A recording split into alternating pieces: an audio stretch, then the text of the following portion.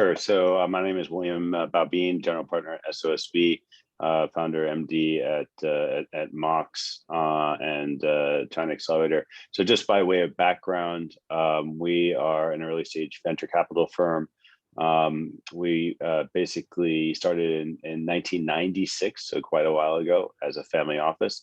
Institutionalized in 2014 when I joined. Currently have 900 million under management. And we're a bit different than the firms in that we invest globally. We think technology has really broken down those barriers. So we're a global investor. I'm investing in companies all over the world, but primarily in Asia. The second thing is we, in SOSV, we have multiple platforms. So we invest in hardware with our Hacks platform and program. We invest in biotech with our IndieBio program. And then for China Accelerator and MOX, we focus on cross-border internet and software. So we help companies expand in their home market and then go cross-border. So we're super happy today to have this amazing panel. And just what we want to do is go around and have everybody introduce themselves, do a short intro, and then we'll have some Q&A and discussion, and then we'll open it up to the audience for questions, and Naman will moderate that. Naman's our director of India. So maybe just kick off with our amazing SOSV MOX mentor, Ajeet. Yeah, go ahead.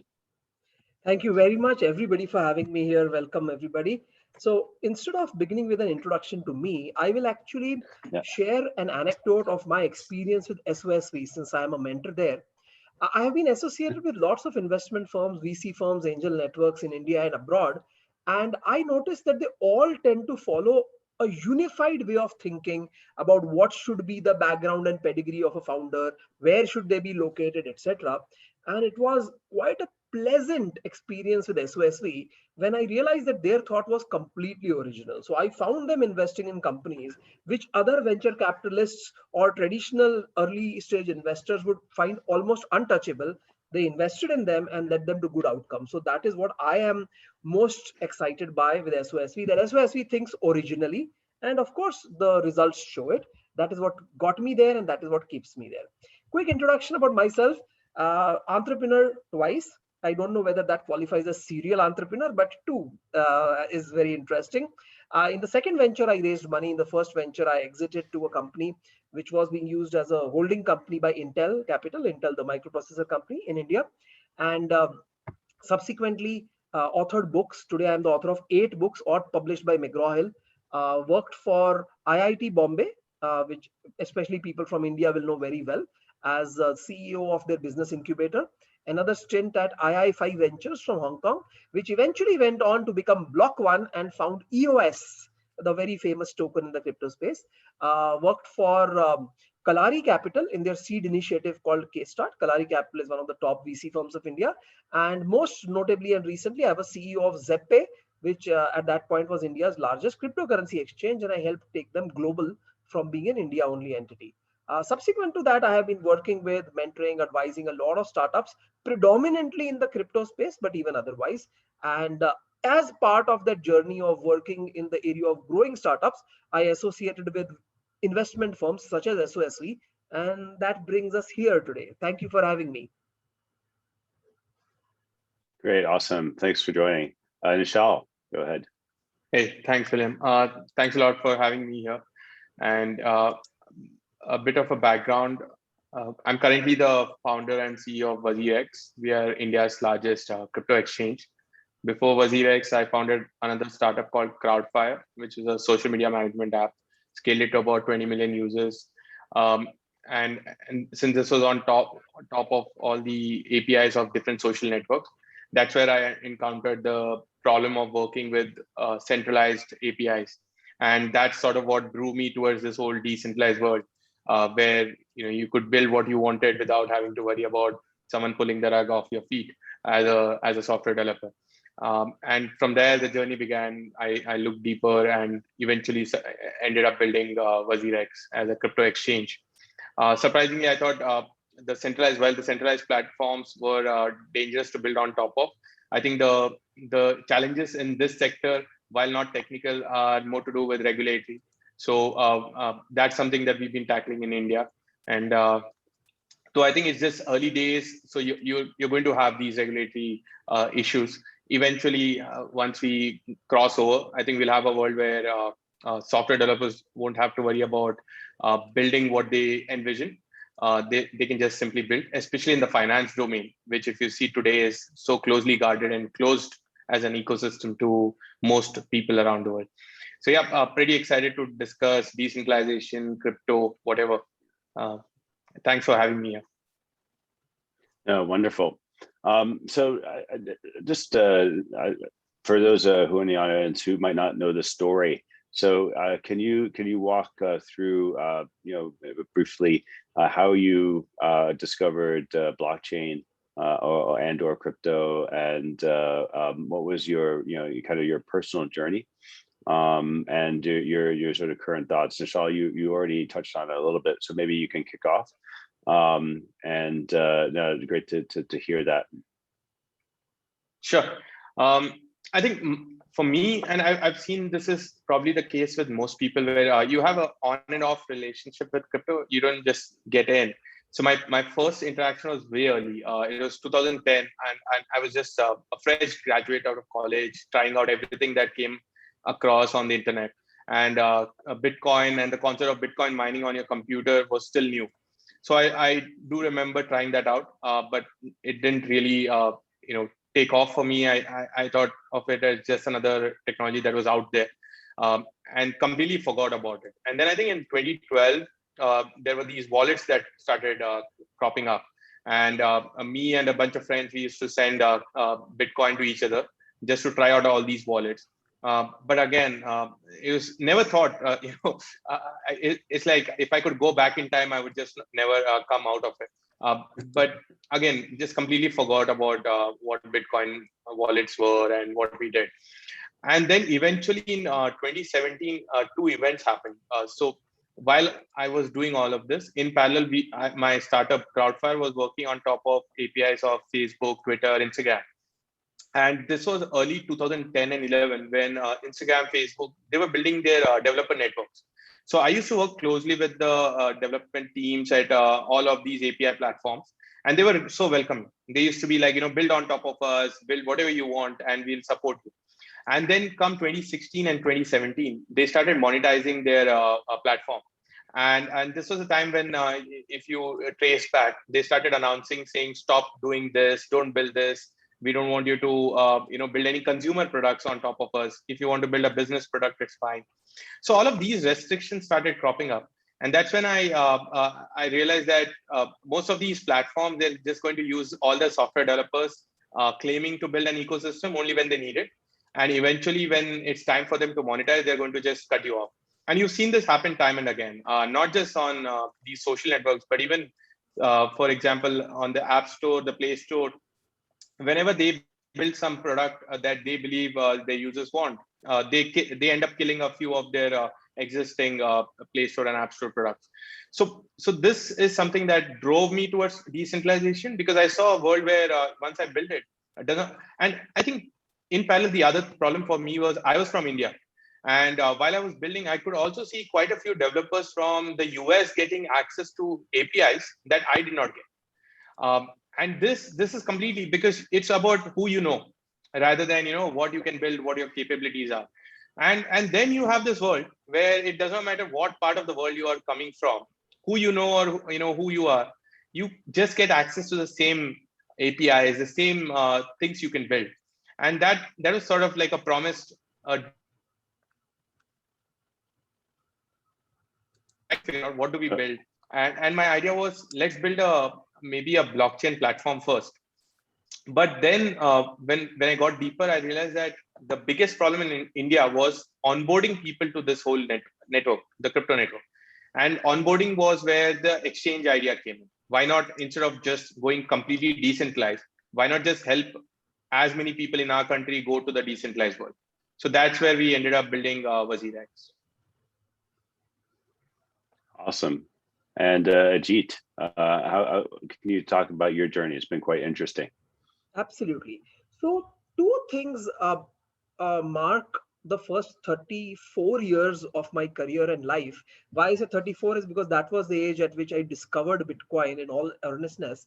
So I have always been attracted to new technology, to innovation. So for instance, though I did my MBA, which by itself is not an innovative thing to do, but subsequent to that, I immediately turned entrepreneur.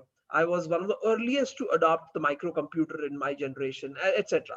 So on the one hand, there was this desire to always be on the bleeding edge of technology and innovation. And on the other hand, I was always an investor. So for instance, other than investing in mutual fund, stock, real estate, what have you, I have also invested in comic books, trading cards, rare stamps, rare birds, and art, and a bunch of those things, always looking for that opportunity to earn that extra return. So somewhere towards the end of 2013, Bitcoin reached a price of $1,200, which was a meteoric rise starting from a negligible price. And then it kept crashing all the way up somewhere in the middle of 14 to I think around $200 or so.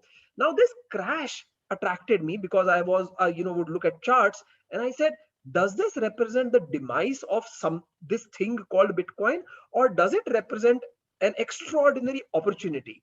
So I started cursorily and superficially studying Bitcoin, and my first reactions was that this is utter nonsense. As in, this is like Bitcoin cannot survive. This is like just a fad which a few people got too entangled in and took too seriously.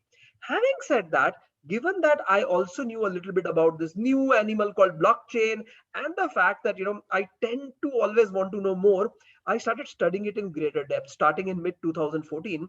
And eventually I did an extraordinarily boring online course on Coursera, which unfortunately was the only course available at that time online, unlike today where like a million courses.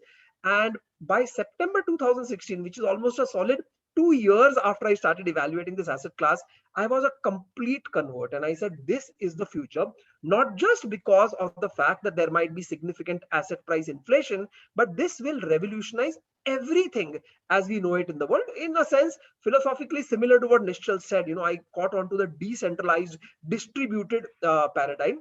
And then there was no looking back. I started doing this in a big way. I allocated about 7% of my net worth as purchase price onto Bitcoin alone, not the other altcoins, because this was now mid 2016. Frankly, it was all about Bitcoin. And over time, of course, prices went up and that 7% increased. End 2017, that is 1.5 years after this, I met this guy who I had mentored in his earlier startup. And he said, have you heard of Zeppay? I said, yeah, I have a Zeppay account. He says, I am the founder of Zeppay. I said, I didn't know that. He then said that, they are looking for a CEO and stuff. And one thing led to the other. And in March 18, I became CEO of Zeppay. And that has been my history. Awesome. So from our side, we invest in innovation, we invest in deep tech, hard tech, and for SOSV, China Accelerator, MOX, we're looking at technology that can disrupt, also technology that can solve challenges and address opportunities that previously were not solvable. Right, so blockchain opens up transparency, security, and trust. And then for crypto, we started as a VC 2015, relatively early for an equity VC investing. I invested in 4 crypto fintechs. 3 of them died, but BitMEX, in which we're the only VC investor, ended up being the first crypto derivatives exchange and the #1 exchange in terms of trading volume in the world. 15, 16, 17, 18, and into 19 when the space got a lot more competitive. So, there's a bunch of interesting legal issues that they're going through. Regulatory is something that we're going to touch on a little bit later. But it was an interesting journey because a lot of people back in the day did not know, what the use case, what the applications were going to be, right? So when we invested in the summer of 2015, Bitcoin price was $250 a coin, give or take. And BitMEX had already been launched for 9 months, and they were only doing $250 a week in revenue. And they've been launched 9 months, and so we work with them, and it's like, okay, what's going on here? And they were focused on B2B. And so they were like, okay, if somebody's going to Target and they're using Bitcoin to buy a lawnmower, maybe the CFO will want to hedge their Bitcoin against dollar. Yeah, nobody really gave a shit about that. Nobody was using the platform. So we basically helped them move from B2B to B2C, consumer retail. So there's these great videos of Arthur Hayes, the CEO, on YouTube in his apartment giving lessons on options. And over the 12-week accelerator program, we helped them grow 44x from $250 a week to $11,000 a week in revenue. They went profitable, and then it kind of went from there. So that was the first experience. Since then, we've invested at SOSV in over 40 blockchain companies. We've been pretty consistent all the way through, although I did not do any more blockchain fintechs until end of 2019 when I did another 4. I thought the timing was right, but this, instead of trading platforms, more like product companies. So now, the space is obviously a lot bigger, but there's these boom bust cycles. It's always best to invest in the bust cycle. Right now we're in a bit of a boom, although some of the prices for some of the platforms and products and tokens are down. But we're long-term investors, 10 plus 3 years, 13 years. So we're very, very much focused on that long term. So can you just dig in on India, right? So so the interesting thing about decentralized is that the social networks are actually pretty damn centralized. So there are the technology might be decentralized, but it's social groups. I would say from the very beginning it hasn't been that mainstream. Now it's going a lot more mainstream. But can you talk a little bit about the evolution and the current trends within India? With user adoption, institutional adoption, if there is any, what's happening, and maybe we'll switch it up this time and talk to Ajeet. Can you share, please? Thanks. What I'll do, so that we can both bring our own ways to enrich this, I will bring it up to the point of where we are, let's say as of 2018, and Nischal can pick up from there with the start of WazirX. So one of the interesting things about India is that right from allowing private mutual funds to come into the play in early 90s, prior to that we only had a government sponsored unit trust of India, to private insurance companies, private banks, digital wallets, e-commerce companies, social media, etc. India has always been very hesitant in the early stages to adopt something new.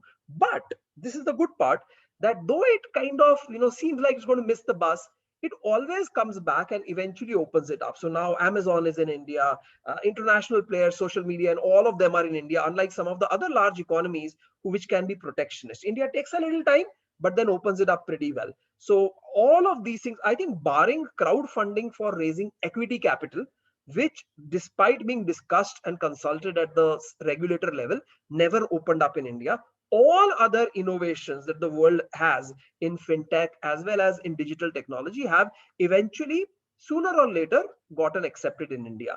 And I think that we stand on the threshold of something similar for digital assets. I say that with some degree of confidence, not just because of any insider information I might have, but also because I have noticed that there is always a little bit of storm before the dust settles. Namely, there's always lots of chaos that just precedes normalcy coming. And we are currently, I think, as of the last 2 years or so, where there was an RBI action, then a Supreme Court reaction, then some more action, some banning bill comes up, then doesn't come up, etc., which I'll let Nischal talk about. I think that we are currently in that storm phase. My prediction is that we are less than 12 months away from some sort of regulations coming in. But Nischal, over to you. I want to hear what you have to say. Thanks, Ajeet. I think if you look at the last three and a half years of the crypto ecosystem in India, it's been a time of, I would say, a massive adoption in the first place. The second has been community building. Before that, while we knew about crypto, we might have heard about it, we could buy. but there was not really a community online of people you could reach out to, influencers, people, not a lot. It was still broken. Today, you have enough online communities, India-based communities and influencers, and a lot of people who can help you out in this whole ecosystem out here. So that has been built out in the last 3 to 4 years. Then the government's point of view, I think the regulatory point of view, all the discussions, good or bad, have again happened I think in the last 3.5 years, where the government has stepped up. And I think whatever direction it's going right now, I think the good thing is at least we've started that conversation in the nation, and we are at least talking about it. And this is the right way to eventually regulate something. If we do not have dialogues, we will never be able to regulate technology this new, because there's no template or framework already in place for any governments to adopt and just say, let's regulate.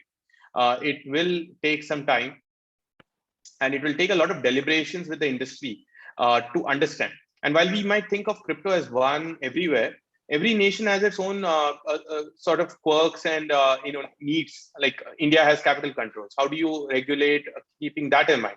So this will never be templatized in terms of regulation, which I think is probably the reason why there's so much of debates and there's a lot of negativity as well. Because crypto, when you hear about crypto for the first time, the first response always is this is just going to destroy the very fabric of financial institutions that exist in the nation.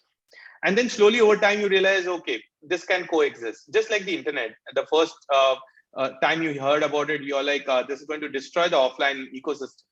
But today there's a symbiotic relationship between both. So I think that time in India, surprisingly in 2021, it has opened up a lot.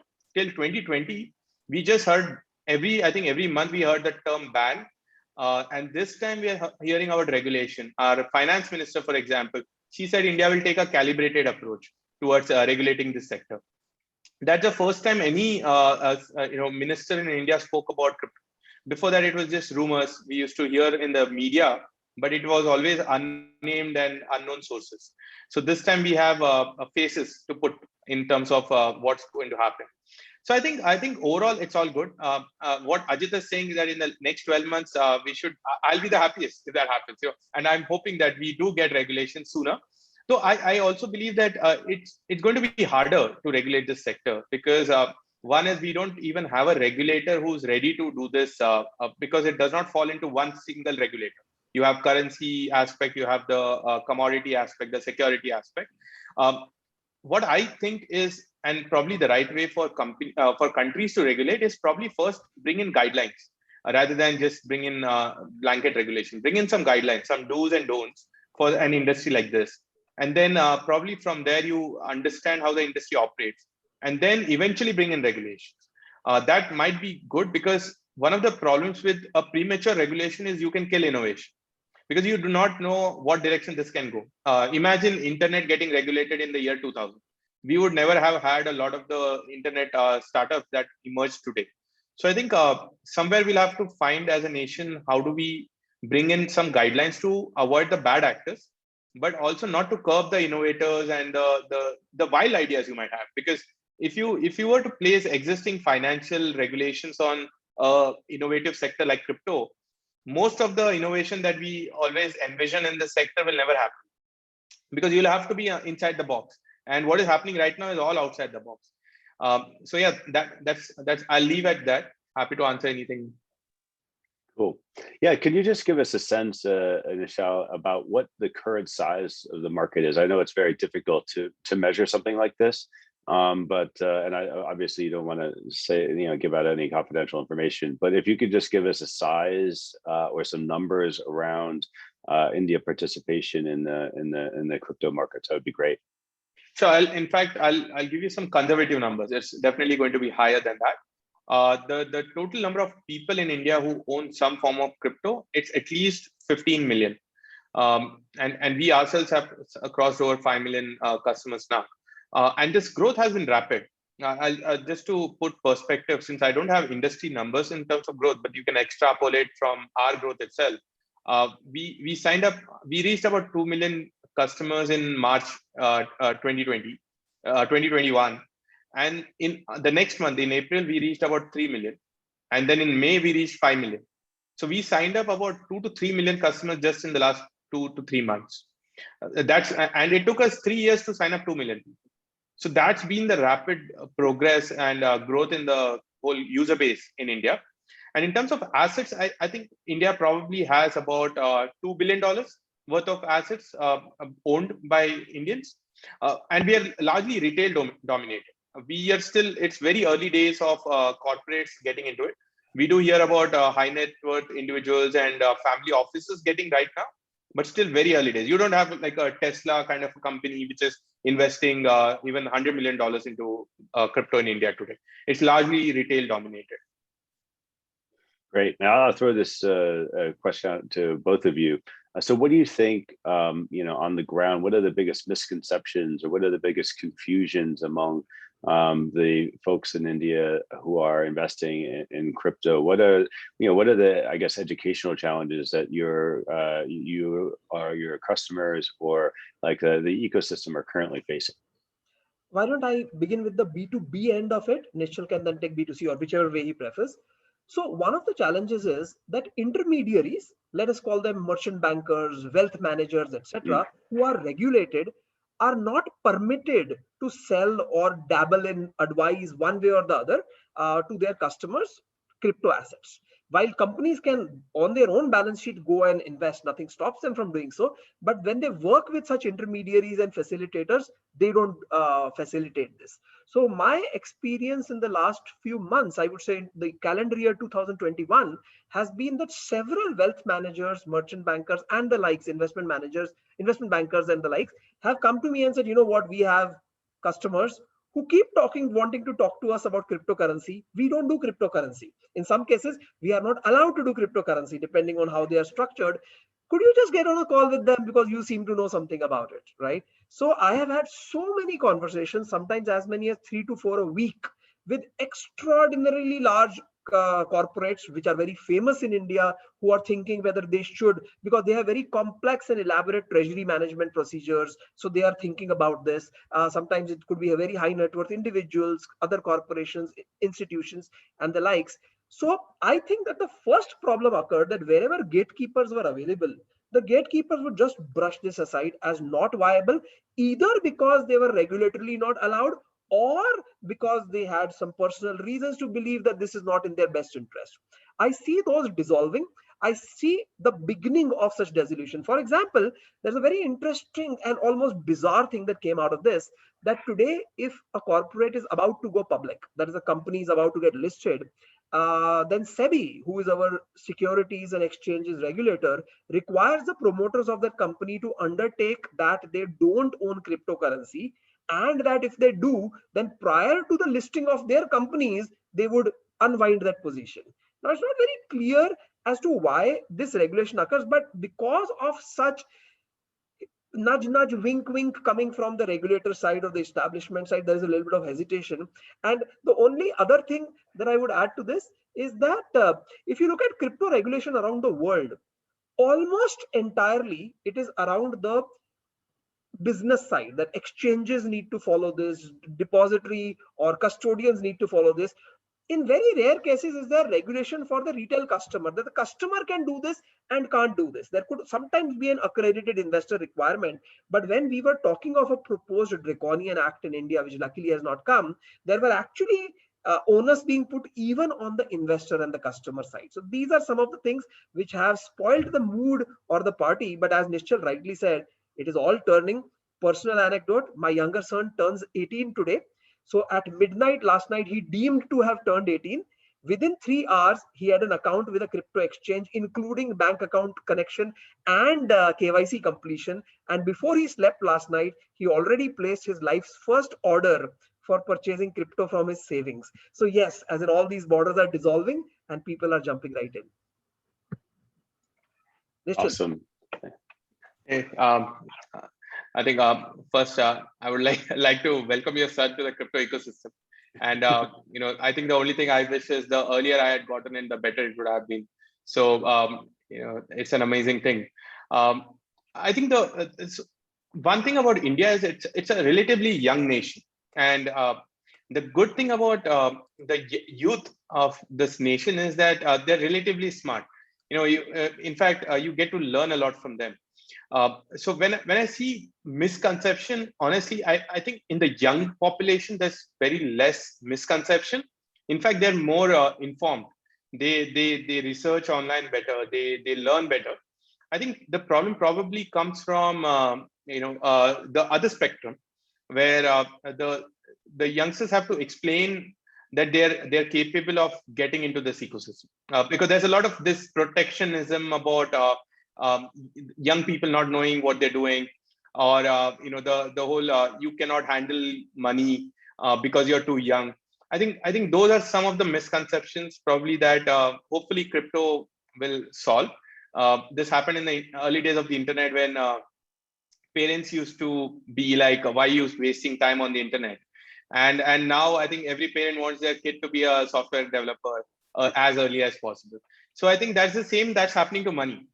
It's turning around, and I think that's a good thing. Some of the misconception, if I would still want to point, I think the first misconception is the general thinking that every crypto is a currency, and the only reason why crypto exists is to probably overturn the fiats of the world. And I think that's caused a lot of damage as well to the whole image of crypto in general. So that's something that we are trying to break by talking about classifications, talking about how you have crypto as assets and utilities as well. And this is a very important understanding, because for some reason the term cryptocurrency itself just starts that confusion. Apart from that, I think the lack of regulatory clarity. So even today, a lot of people in India think that crypto is banned in India, and you'll be surprised to hear that even at the higher levels, where people still don't know that there is no regulation. And then there's this misconception that because there is no regulation, it's illegal to deal in crypto, where you have to tell people that only once you have an ecosystem can you have regulation. You cannot have regulations first and then innovation. So that's something that we again try to talk about in the country. And I think the other is probably the most important thing that people get confused about is thinking that this is going to be an overnight success. Because what happens is you hear all of these stories in a bull market of crypto assets going up, and you don't realize that there are probably 10,000, 20,000 tokens out there, and maybe 10, 20 go up. So you can't cherry pick something and expect an overnight return. So I think that still exists, the whole overnight I'll be rich kind of thing, which we are trying to again. I constantly tell people that look at this as a 3 to 5 year time period at least before you get into it. So yeah, these are some of the misconceptions that I don't know if it's India specific. Probably it's happening everywhere. Awesome. So we have a few minutes left. Love to open it up to questions. So thank you so much for sharing. I just got back from Taipei to not back, but I'm in Miami now, getting ready to head out to Bitcoin 2021 here in Miami. So looking forward to that. It's a pretty. It's a bit of a circus. But Naman, hopefully we can have some great questions from the audience. Thank you. Yeah, thanks, 100%. Nischal, Ajeet, for sharing. So, folks, the thing is, we have less time and too many questions. So most of the part which is covered, we already kind of went through and created some questions. Nischal, I'm going to kick it off with you. How about let's talk a bit about NFTs. You guys have just recently, launched an NFT marketplace. This is India's first NFT marketplace. The whole NFT boom kind of came out when news spread that an NFT was sold for 500 million a couple of weeks ago, a couple of months ago, and suddenly everybody wanted to understand what an NFT is. Now, my question is, for a country like India, how do you see us valuing digital art the same way it is being done abroad? How do you see the future of this? After Nischal, I'm going to jump to Ajeet with the same question, right? Look, I think I'm pretty bullish about the whole NFT space, and it comes from various parts. One is my background dealing with creators. My first startup was all about helping creators grow themselves online. And I think the first 10 years of the social network era was all about that, becoming an influencer, becoming a creator. the next decade that I see, which we are in right now, is how do you monetize this whole effort that you put as a creator or an influencer to ultimately make a living out of it. And we are probably in that in between stage where the living is through ads and all these bad things that you don't stand for as a creator. If you think about it, you won't find one influencer who's proud of having ads and sponsored content on their channel.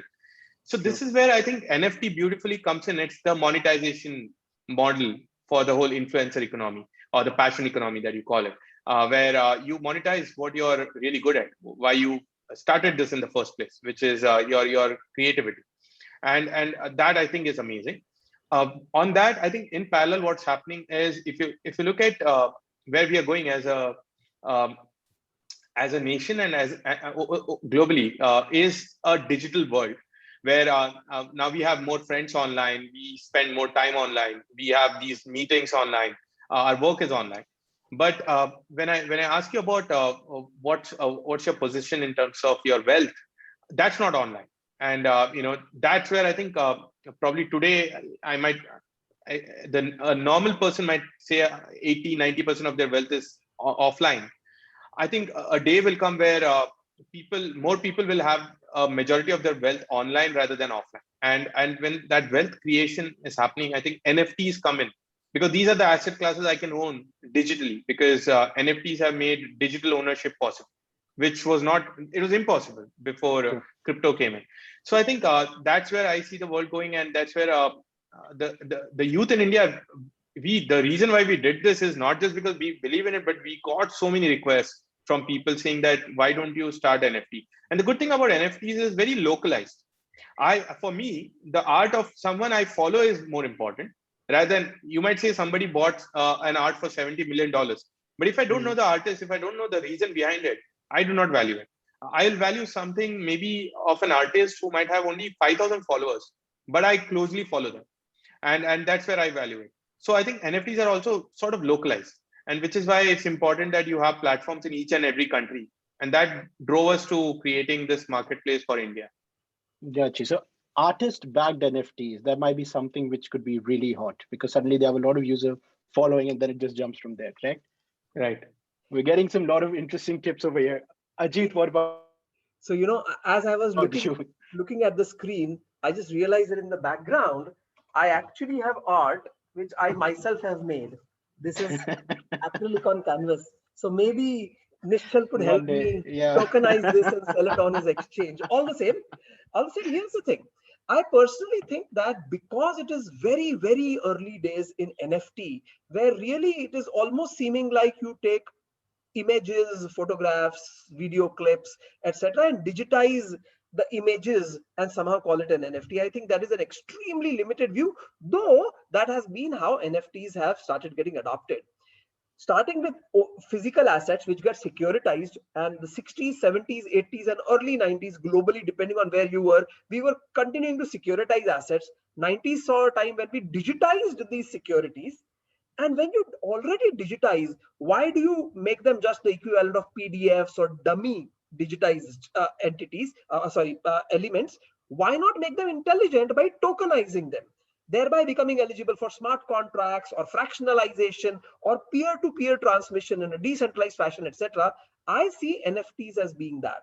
So while art and maybe some video in the form of basketball, NBA Top Shot, etc., has been the entry point. And yes, like Nischal said, we identify with art. We were always buying art.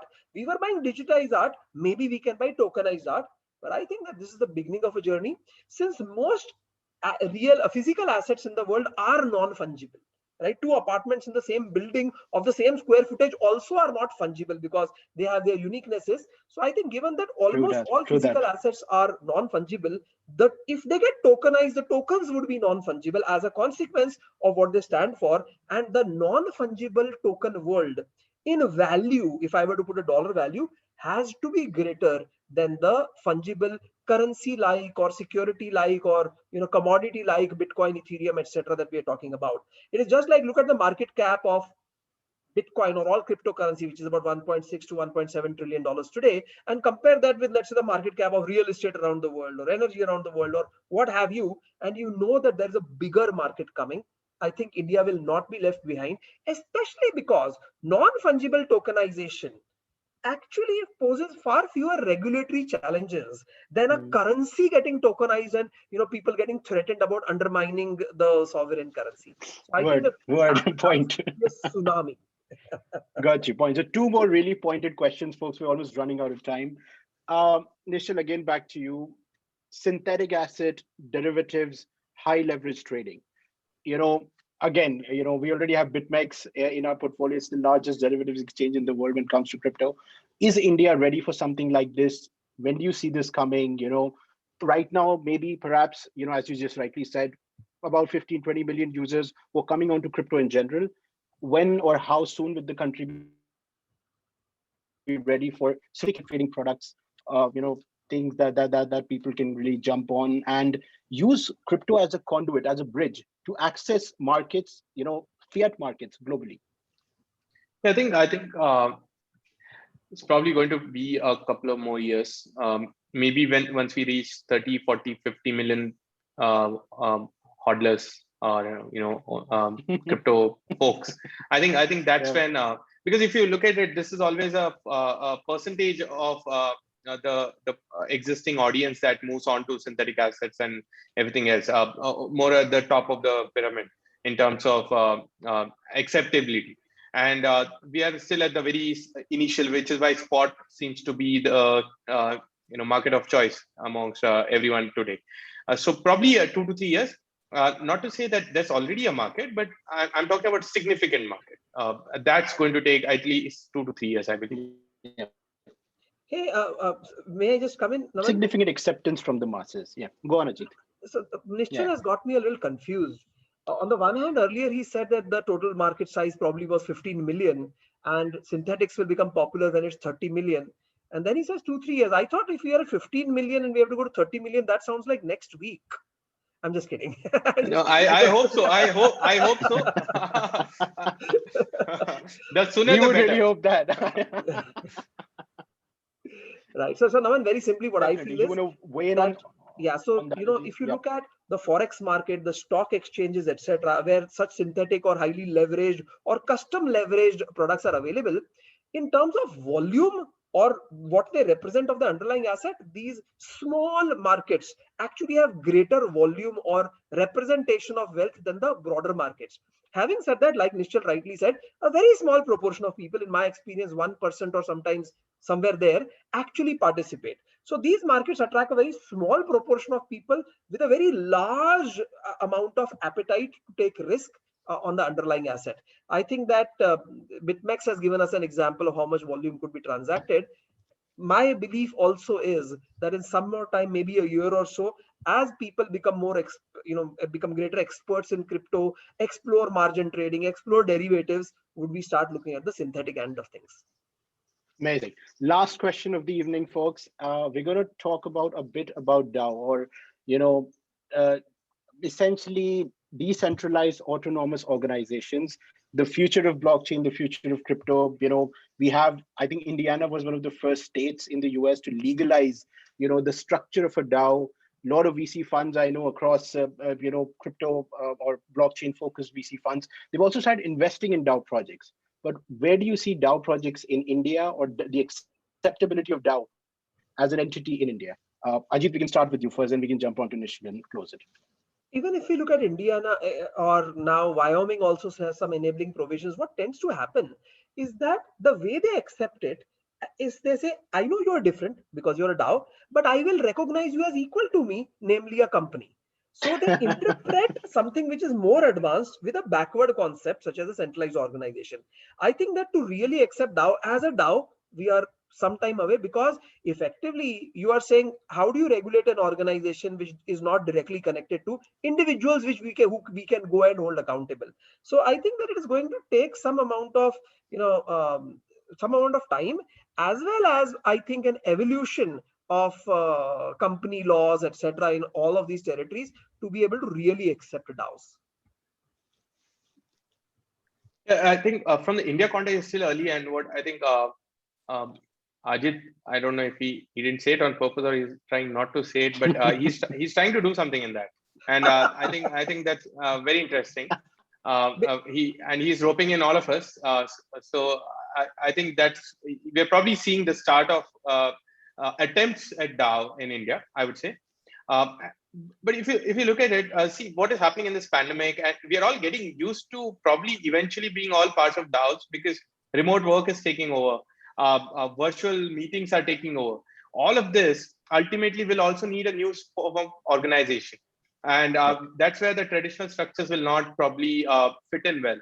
And I think it's all the physical world is also probably helping us go towards DAOs eventually, I guess. But again, I think it's going to take some time before this becomes a norm. And regulations, I don't know, because there are so many other regulations we've not yet had. So it's going to take a while. 30 seconds more from me, since he talked about. So we are trying to set up something called Indie DAO, which brings together the foremost leaders, whether it is people like Nischal, several other exchanges, coins, infrastructure providers, funds, etc. And we are trying to put together something called Indie DAO, where all of these people will contribute some money with no expectation of return, even of principal or profit. But this money will then be used to give some sort of a grant to upcoming projects which have an India connection, either because the founders are here or they are targeting this market, etc. So we are indeed in the process of setting up such a thing with the stalwarts of the industry. Amazing. Nischal, you're also doing something on supporting Indian startups, right? In this specific segment. We've been trying quite a bit, and I think we even started a fund in between, but then we realized it was still too early, and then we went easy on it. But now it seems to be like probably it's time to go back to that again because of the interest I'm seeing in the sector. Personally, I try to advise whoever I can and help whatever companies I can, and I think most importantly, a lot of companies that are trying to start up, they need understanding of this sector. So I think as mentors, the best thing we could do, because it took us years to understand this whole segment and get deeply involved into this. I think that's where all of us are trying to help all the new startups to onboard themselves faster to this ecosystem. Because if you look at crypto, you can't build it in isolation. You need to get in and you need to collaborate with everyone to be able to build a successful company. So that's happening because now you have these first generation of entrepreneurs like us who can actually help the next ones on board. Awesome. Thank you so much, gentlemen. Really appreciate it. William, any parting notes from you, and we will close it then. Yeah, no, really appreciate you sharing, Nischal, Ajeet. For SOSV and MOX, we're actually, MOX is a decentralized platform, not on a blockchain, or at least not yet. But what we're focused on doing is actually making sure that big internet does not control the internet. So Google, Facebook, Apple, Amazon, Ali, Tencent, some of the big guys. So what we have an ecosystem where companies support each other, they cross promote each other, right? So we're partnered with cell phone brands, telcos like Geo. They give us free promotion in return for revenue share. And it's starting to take off. So end of last year, August 2020, we hit about 50 million monthly active users. Now as of February, we're at 102 million monthly active users, smartphone users, about 40 million in India. So we're hoping to be that bridge between, crypto land and actual real people.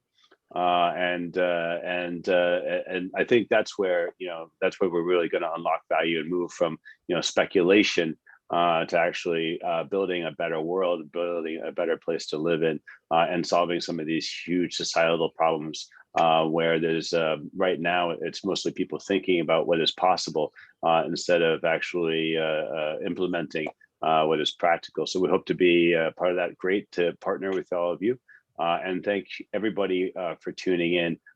Thanks so much. So with that, we'll take this down. So Ajeet, Nischal, thanks a lot, and look forward to working together again in the future. Thank you very much. Thank you so much, guys. Look forward to talking soon then. We will probably catch a hold of Sumit sometime later, pull him in another event and kind of make sure he's not absent that time. Take care, guys. Thank you so much. Bye. Thanks. Bye. Bye. Bye.